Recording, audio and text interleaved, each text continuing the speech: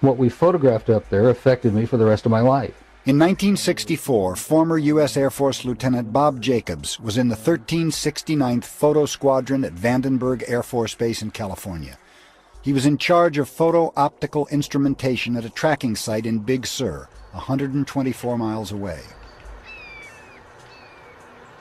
His mission was to film an Atlas rocket go through all 3 stages of powered flight.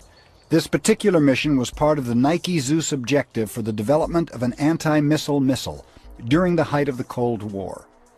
All cameras rolled as they heard liftoff from Vandenberg over their radio. 5, 4, 3, 2, 1.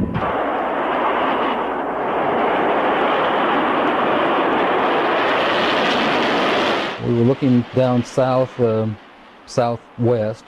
and the missile popped up through the fog. It was just beautiful. And our guys on our M45 tracking mount with 180-inch lenses on it got it. And sure enough, we could see all 3 stages of powered flight as they burned out and dropped away. And then, of course, to our naked eye, all we saw was a smoke trail going off into subspace. So we whooped and shouted and heard the film wrap off in the BU telescope, and figured, well, that was our first big deal, and we got it. Lieutenant Jacobs then took the cans of film down to Vandenberg to have them developed that night.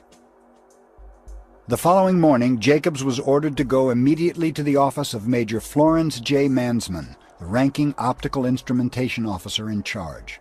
I walked into his office, and they had a screen and a 16mm projector set up.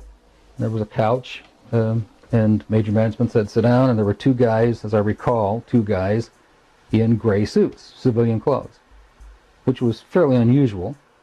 And Major Mansman said, watch this, and turned on the film projector. And I watched the screen, and there was the launch from the day or 2 before it at Big Sur.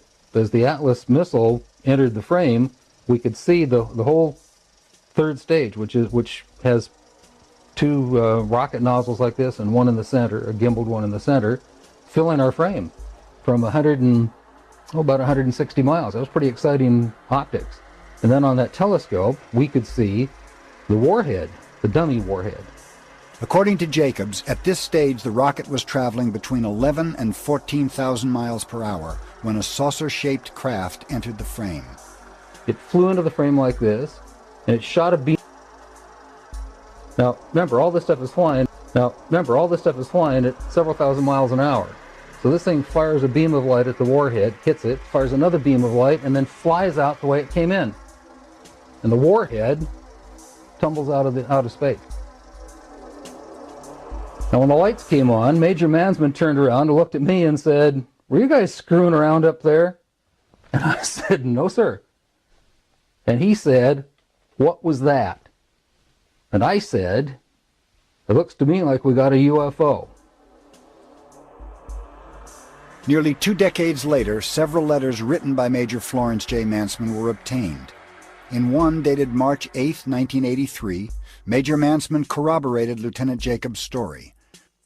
In the film, the assumption was at that time extraterrestrial. Details would be sketchy and from memory. The shape was classic disc. The center seemed to be a raised bubble. Now, Major Mansman said to me, after some discussion about it, he said, you are never to speak of this again. As far as you're concerned, this never happened. In another letter, Major Mansman describes how 2 agents took the footage. They did not sign out for all the footage, but took out that part that showed the encounter and returned the rest of the film as a complete package.